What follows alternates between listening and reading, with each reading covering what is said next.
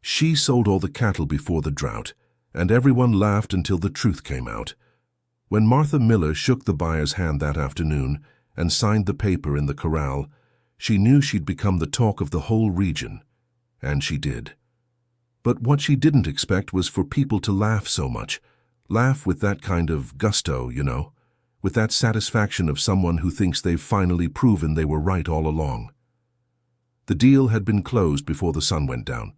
The truck was still being loaded when the rumor was already racing through neighboring properties like fire through dry grass. Martha had sold everything, the entire herd, down to the last head of Brahman that her husband had raised with his own hands, that this woman was going crazy, that she couldn't handle the pressure, that ever since she'd been on her own, she'd been losing the thread. She heard all of it and didn't answer. She just stood there with that wide-brimmed hat, her favorite yellow shirt, and her steady gaze on the horizon. Martha had learned from her father that the high plains speaks, that the land gives a sign before it gives trouble, and she'd spent the last 2 years listening with an attention that nobody around her had been able to notice. She was 48 years old, with brown hair already showing a few silver strands at the temples and a way of walking that carried years of sun on her back.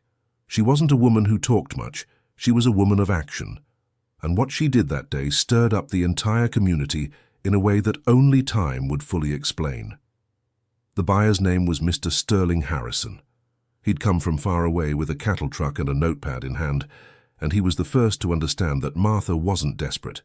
She was strategic, but even he, as he shook her hand with the sunset painting the corral orange, had his doubts about whether she wasn't underestimating how much that herd meant to the history of that place.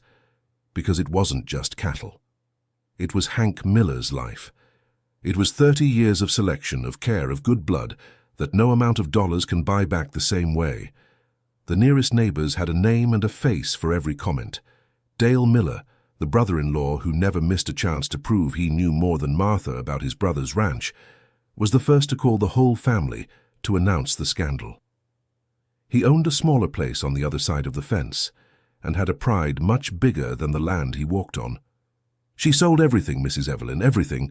She's going to get the money and spend it on what? Pasture rental? She doesn't think."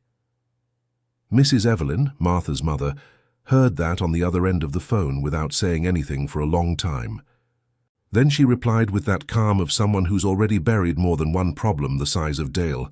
"Son, you've known my daughter since she was 15, and you've never understood her right." And she hung up. Mrs. Evelyn was 72 years old and had a memory that put much younger people to shame. She remembered every drought that had swept through that region over the decades. She remembered how the river had dried up until it was just a trace of sand, how the cattle died standing because there was nothing left to drink. She had lived through at least 4 major droughts in her life, and she knew deep down that the land never lies. It just whispers, and it depends on who's listening. What Dale and the neighbors didn't know was that Martha hadn't made that decision on impulse. She had made it over 2 years in silence with an old notebook that had belonged to her husband. Hank had died 18 months earlier, a loss that Martha still carried like a stone in her chest, but that she didn't let show on her face because there was a ranch to run, a son to raise, and a future to build without anyone to share the burden. She didn't have time to sink, so she didn't sink. On the nights when sleep wouldn't come, she read his notebook. Hank was one of those men who wrote everything down: temperature, cattle behavior, the color of the sky before the rain, the level of the stock pond. There were entries spanning years and years in there, and Martha Miller discovered page by page that her husband had built a silent map of the land's cycles. He had never spoken about it openly. He wasn't one to boast about his knowledge, but it was all there, kept in that tiny handwriting of his, that she sometimes needed a magnifying glass to read. There was a passage she had read so many times she knew it by heart. He had written, "When the March wind doesn't bring any bees and the stock pond drops more than 2 palms before summer, prepare your heart, because what comes after is long." That March, 2 years after he was gone, Martha was at the corral when she noticed the silence. There were no bees, none. The stock pond had dropped 3 palms sooner than it should have. She walked to the water's edge, looked down into the depths, and stood there for a long time with Hank's notebook in her mind, Then she started planning. No one knew about it. Not even her son Justin, who lived in Denver and only came to the ranch on weekends. She negotiated slowly, assessing the herd head by head, waiting for the right moment to close the entire deal. When Mr. Sterling Harrison showed up with an offer that was good, she signed without hesitation. What came after was the worst period Martha had lived through in a long time. Not because of the sale, because of the loneliness of being misunderstood. Justin arrived the following Friday and stopped the car before driving into the corral. He stared at the empty fence line, at the silent pasture, at the different smell of a place that suddenly no longer had the lowing it always had. "Mom." That was all he said, but the way he said it carried everything. The disappointment, the confusion, maybe even an anger he was still trying to understand. Martha was on the porch when he walked in. She had a cup of coffee in her hand and a look that didn't ask for forgiveness. "Sit down, Justin." "Mom, Dale called everyone. The folks in town found out too. Everyone thinks you—" "That I what?" He swallowed hard. "That you're not okay. That losing Dad affected your judgment." Martha set down the cup slowly. "And you? What do you think?" Justin was 31 years old, with his father's face and his mother's stubbornness. He stood there on the porch, unable to answer right away, and that silence said more than any words could have. "I don't know, Mom, it's just that I don't understand. Hank built that herd his whole life. I know, I was here when he built it. Then why sell it all at once?" She got up, went to the bedroom, and came back with the notebook. She put it on the table without saying a word. Justin looked at the worn cover, recognized his father's handwriting on the label, and something in him changed even before he opened it. But Martha didn't want him to read it right then, at that moment. She wanted him to live enough to understand on his own. So she just said, "Keep this. One day you'll thank me." Look, when I first got to this part of the story, I paused for a moment, because that's exactly the kind of attitude we sometimes don't know whether to admire or find too harsh. She doesn't explain. She trusts. And trusting without explaining is one of the hardest things in the world. The months that followed were filled with a strange quietness on the ranch. Martha used part of the money to renovate the main stock pond, reinforced the fences, bought a new generator, and stocked up on what was necessary. Anyone passing by on the road could see the property looking better cared for than before, without a single cow in the pasture. And then the talk changed tone.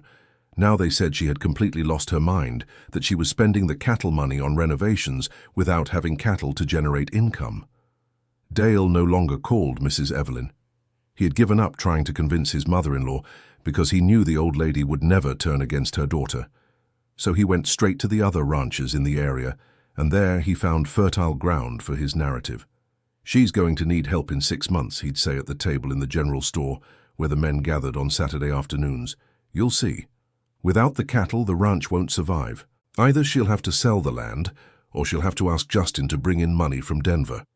The others agreed with that mix of pity and satisfaction that certain people feel when they think someone is about to fail. But the drought came first. It came at the start of the following year. And it came with a force the region hadn't seen in a long time. The sky closed up in a different way. No rain, just a heavy heat that grew day by day.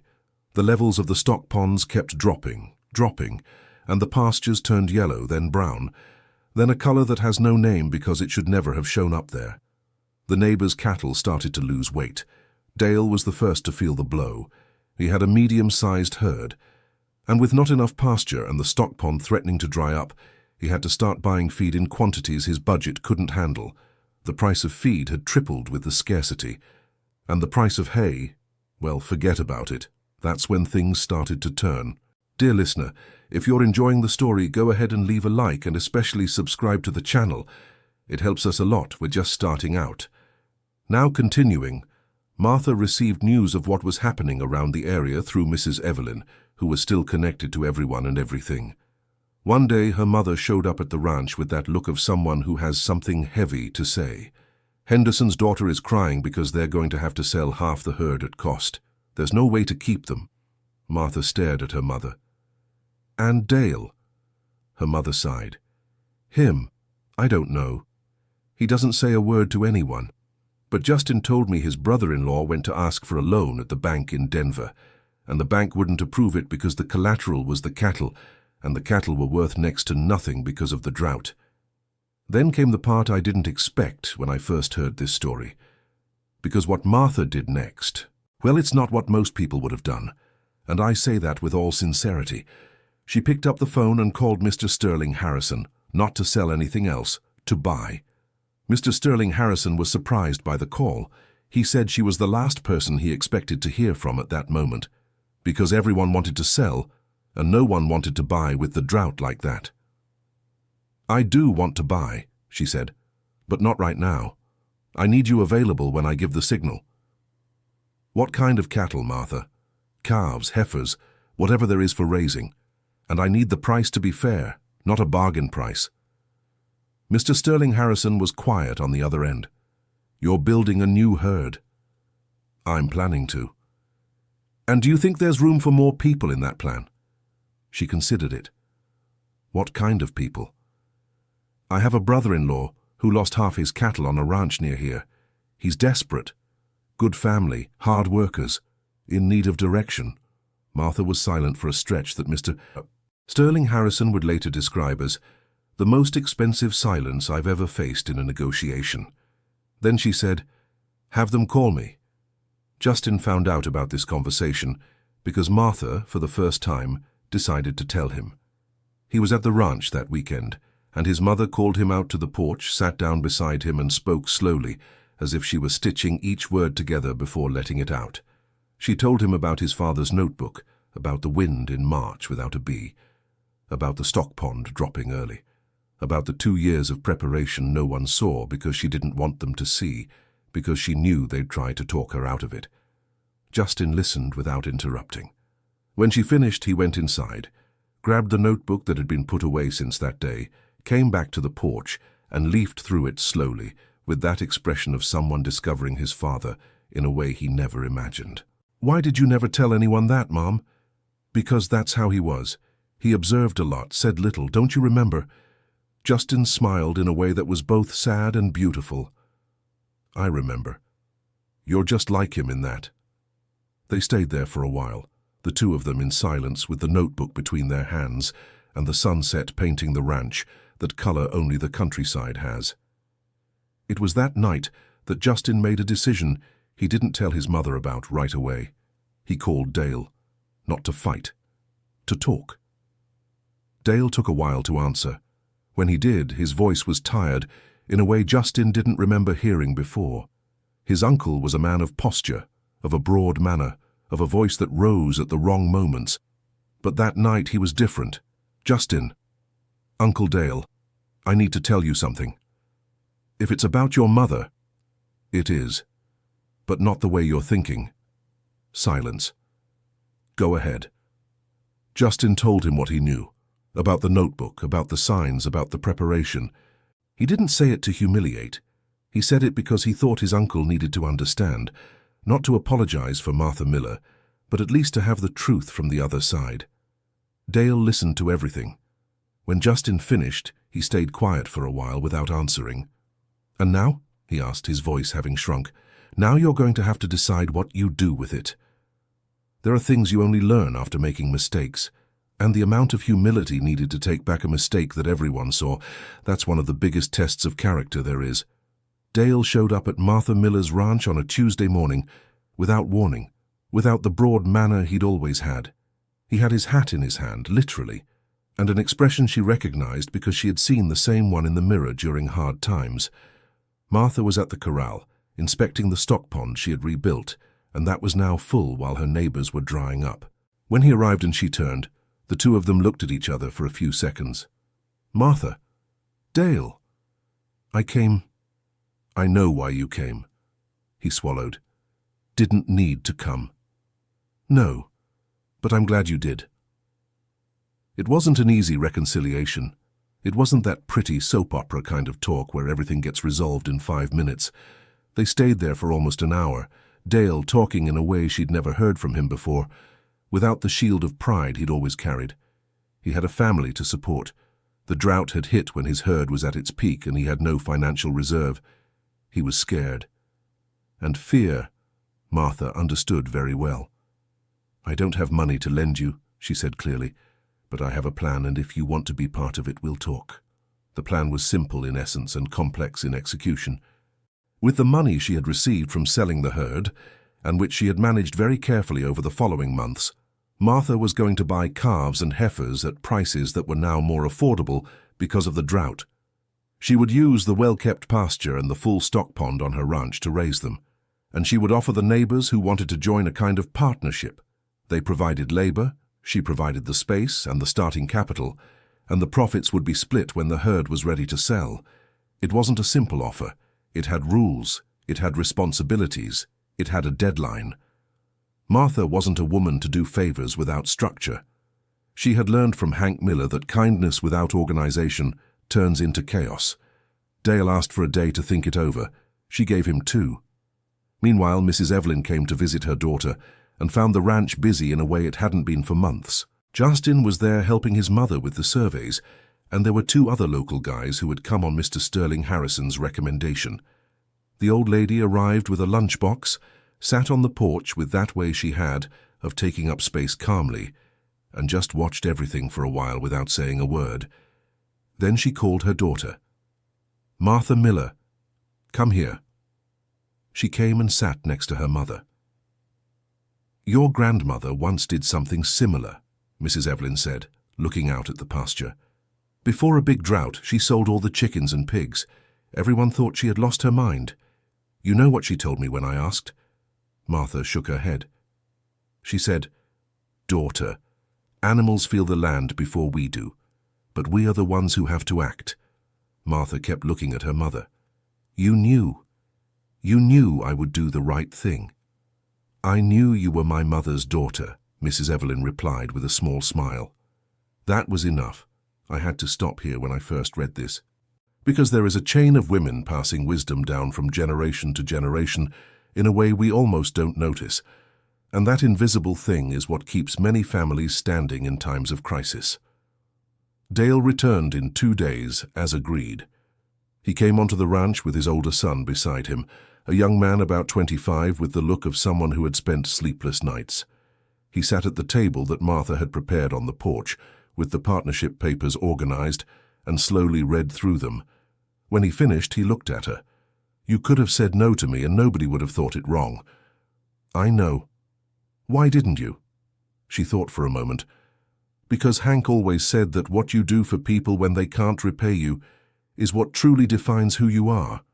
Dale signed.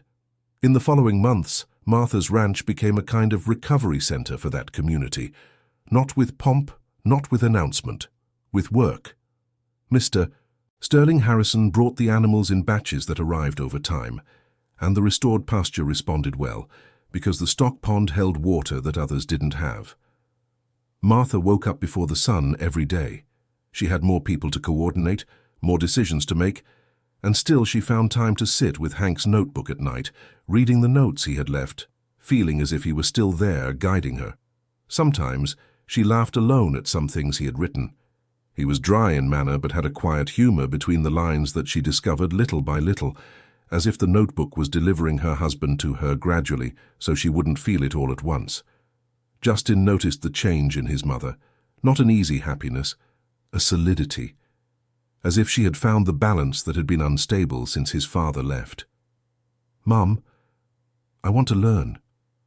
She looked at her son without understanding at first. "I want to learn everything that Dad used to do in the notebook. Learn to read the land."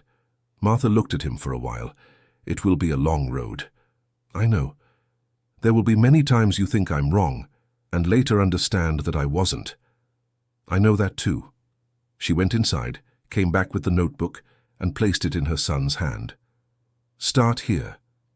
Dear listener, if you are enjoying the story, feel free to leave a like and especially subscribe to the channel. That helps us a lot who are just starting out. Now, continuing. The drought lasted longer than anyone predicted. It was 8 months of dry skies that tested the endurance of every family in that region. Martha lost some head of the new herd due to the heat, which was expected and part of the plan. But the stock pond held up, the pasture endured, and the partnership sustained the burden. When the rain returned, it was early on a Saturday morning. Martha was awake when the first drops hit the porch roof. She sat listening, without moving a muscle, her eyes closed. Justin came out of his room and stood beside her. It started. It started, she confirmed. The two stood there listening to the rain grow until it became a good, heavy downpour that soaked the pasture in less than an hour. In the days that followed, the region came back to life. The river filled, the stock ponds rose, and green took the place of brown. The partnerships Martha Miller had established began to show results. The animals that had survived were healthy, well managed, and the new herd was ready to grow now that the pasture was responding. Mr. Sterling Harrison came back to evaluate the animals and was impressed with their condition. "You're the only person in this region who came out of the drought better than you went in," he said. "It wasn't just me," she replied. "Dale Miller is standing. Henderson's daughter too. There are two more here who will have enough to start over." He looked at her with that expression of someone who wants to say more than they're saying. "Have you thought about expanding? About trying in other regions too?" Martha took off her hat, wiped the brim with her sleeve, put it back on. "One thing at a time, Mr. Sterling Harrison." He let out a low laugh. "Always one thing at a time with you. It's always worked." Dale was the last to talk to her about what had happened. It wasn't a speech, it wasn't a ceremony. It was an ordinary afternoon when he showed up to do the partnership accounting with the papers in his hand. And at the end of it all, before leaving, he stopped at the gate. "Martha." She waited. "I said you'd regret it. I said it to everyone." "You did." "I was wrong." "You were." Silence. "I learned something from all this," he said, in a voice that no longer had that brash tone from before. "I learned that distrusting someone without knowing their reasons isn't caution. It's laziness." Martha considered that. "That's a good summary." He left without a hug, without a handshake. But it was different from how he'd arrived months earlier. And sometimes that's it. No grand gesture. Just a real, quiet change that you can see in a person's eyes. Mrs. Evelyn found out everything from her daughter's accounts and drew her own conclusions with that mind that had never stopped working well. One afternoon, when Martha went to visit her mother, and they were both sitting in the living room of the small house where the old woman lived, she said something that stuck. "Do you know what I think is the most beautiful part of all this?" "What, Mum?" "It wasn't the decision to sell. It wasn't the plan. It was that you stayed quiet when everyone was shouting. It wasn't weakness. It was true strength." Martha looked at her mother. "You know I learned that from you?" Mrs. Evelyn smiled, that smile that crinkled the corners of her eyes in a way Martha had loved since she was a child. "I know, but it's good to hear." At the end of that year, when the ranch books were closed, the result was better than Martha had projected. Not fantastic, not extraordinary, but solid, the kind that sustains, the kind Hank Miller would have looked at, read every line, and then folded the paper carefully and put it in the notebook with a one-line comment. She did it for him. She opened the notebook to the last blank page and wrote, "The land spoke. I listened. You were right, Hank. There's always a way to prepare beforehand. It just depends on who's paying attention." She closed the notebook, put it in its usual place, and went to make coffee. End of the story. Martha wasn't heroic in the way we imagine a hero. She was patient, careful, and brave in a quiet way that's much harder to sustain than shouting to everyone what you're doing. This story moved me because it speaks of something we sometimes forget, that knowing when to stay silent can be the most powerful attitude of all. And that those who plant with care harvest even when the world around them is drying up. If you've made it this far, thank you very much for your company. Tell us in the comments what you thought of this story and where you're watching from. Do you think Martha made the right decision back at the beginning? Leave your honest opinion, it'll be a pleasure to read. Leave a like before you go, and more than anything, subscribe to the channel so you don't miss the next stories. We have a lot more to tell.